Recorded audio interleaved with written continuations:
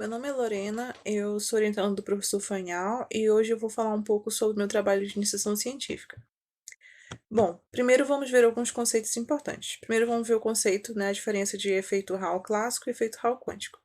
O efeito Hall clássico, ele nada mais é do que uma produção de diferença de voltagem, né, que a gente chama de voltagem de Hall, através de um condutor elétrico, e essa diferença de voltagem, né, vai ser transversal a uma corrente elétrica no condutor, e também transversal a um campo magnético aplicado perpendicularmente a essa corrente. Esse efeito Hall ele pode ser usado para a gente testar algumas propriedades físicas em semicondutores e para controlar alguns mecanismos em alguns dispositivos tecnológicos. O efeito Hall quântico nada mais vai ser do que a versão quantizada do efeito Hall clássico, e ele vai poder ser observado em sistemas de duas dimensões de elétrons, né? Sob condições extremas, né? Por condições extremas a gente entende regimes de baixas temperaturas, regimes com campos magnéticos muito fortes, etc. Um outro conceito importante é o conceito de Extons, né? O Exton nada mais é do que um estado ligado do elétron e um buraco, né? E eles são atraídos um pelo outro, né? Forma essa quase partícula aqui, é como se fosse uma partícula, né? É, eles são atraídos por um potencial de Coulomb, né? Outro conceito importante é o conceito de qubit, né? Diferente do bit clássico na computação clássica que a gente conhece, que só pode ocupar dois estados 0 e 1, o qubit ele pode ocupar os estados 0 e 1, né, que a gente vai chamar aqui no nosso sistema quântico de ground state, né, que é o estado fundamental, e o estado excitado, que esse vai ser o nosso estado 1. E ele também, curiosamente, pode ocupar, né, uma superposição desses estados, como é mostrado aqui nessa representação da esfera de Bloch, que é uma esfera que a gente usa para descrever os qubits. Outro conceito importante é o conceito de materiais de transição de calcogenídeos, né? Esses metais, né, de transição de calcogenídeos, eles são nada mais do que semicondutores muito finos, né, que a gente chama do tipo MX2. O M, ele vai representar aqui na nossa estrutura um metal de transição, né? Ou seja, o metal de transição tem uma subcamada D incompleta, né? E o X vai representar para a gente o átomo dos calcogênios, né? Pode ser, por exemplo, um enxofre, etc. Essa estrutura, né, a estrutura desses semicondutores, ela é formada como se fosse um sanduíche, né? Onde o pão desse sanduíche vai ser duas camadas, né, de duas camadas finas de átomos de calcogênios, e aqui o recheio desse sanduíche vai ser uma estrutura, né, formada por uma folha fina de metais de transição, certo? Então aqui exatamente como essa figura. Então vamos ver aqui os problemas que a gente estudou e os nossos resultados. Alguns resultados recentes da literatura que a gente usou para basear nosso estudo. E aqui, né, a gente estudou o nosso primeiro sistema, um sistema de 2 qubits, né? Aqui a gente tem uma matriz de interação desse sistema de 2 qubits. Em particular, né, ela é governada por um potencial de interação. Então, essa hamiltoniana a gente diagonalizou e a gente encontrou aqui as autoenergias e os autoestados, né, os autovetores da nossa hamiltoniana, onde essas constantes C1 e C2 são dadas por essa expressão aqui.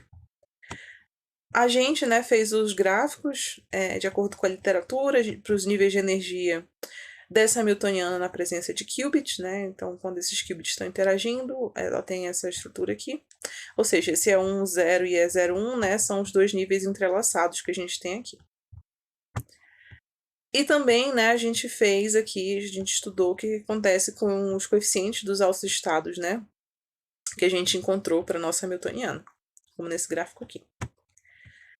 A gente também estudou um sistema de 3 níveis, né? Que a gente chama de estados escuros. Particular, né? Essa hamiltoniana aqui que a gente estudou, dada por essa expressão, que aqui temos os elementos da diagonal principal e depois os elementos da diagonal fora da principal, né? Em particular, a gente estudou essa hamiltoniana de interação usando, né, o formalismo da matriz de densidade. Esse formalismo vai nos permitir ver a evolução temporal desse sistema, analisar a evolução temporal desse sistema. Então, aqui, né, a gente considera essa equação mestra desse tipo com esse superoperador de Lindblad. Esse superoperador de Lindblad vai nos dar os termos de interação, de decaimento, né, do nosso sistema. Então, aqui, né, a gente estudou essa evolução temporal dos elementos da matriz de densidade, elementos da diagonal da matriz de densidade, para alguns diferentes valores, né, das constantes de decaimento e das frequências do sistema.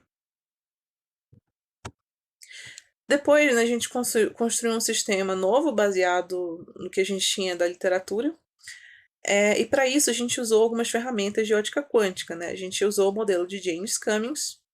Então, a gente vai considerar, né, um TMDC, né, uma folha de TMDC, uma camada de TMDC, numa cavidade com dois módulos, né, que a gente denomina de RL, e a gente considera que esses módulos são idênticos, né, e têm a mesma energia.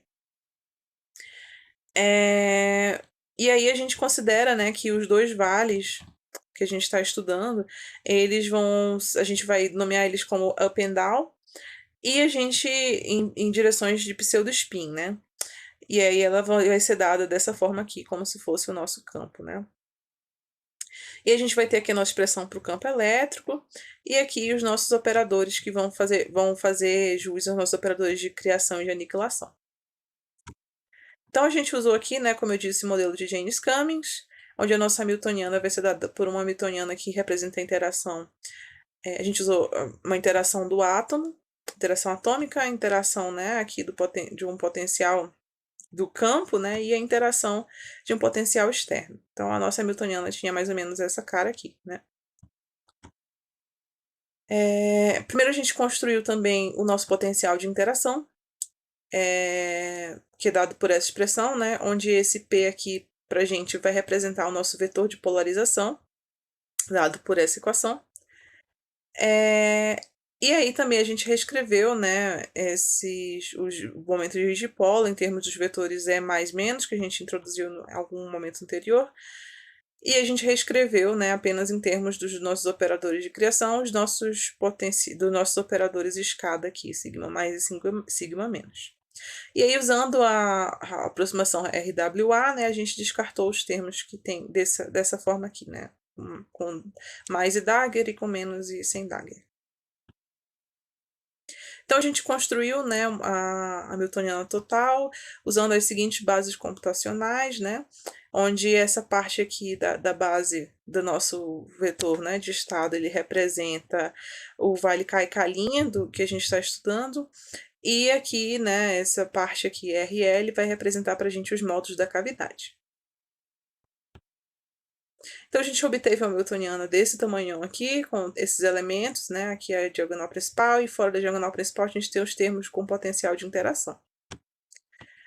E aí a gente fez aqui, obteve as autoenergias e obteve os níveis de energia, né? O comportamento aqui desses níveis de acordo com a variação desse potencial de interação.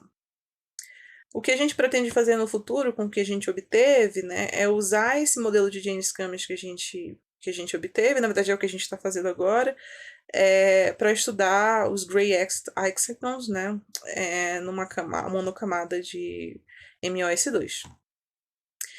Depois a gente quer fazer alguns estudos de algumas propriedades físicas, né, estudar a evolução temporal, como a gente fez aqui com os outros sistemas que estavam na literatura, calcular o tempo de coerência no vale, né, para saber quanto tempo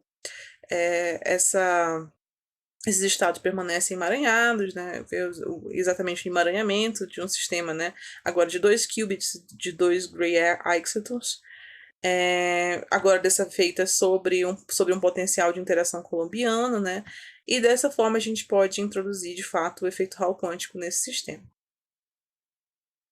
Essas aqui são as referências algumas das referências bibliográficas que a gente usou, tanto para o nosso estudo quanto para montar essa apresentação. Espero que tenha ficado claro, que vocês tenham gostado. Tenham um ótimo dia. Obrigada por assistir até aqui.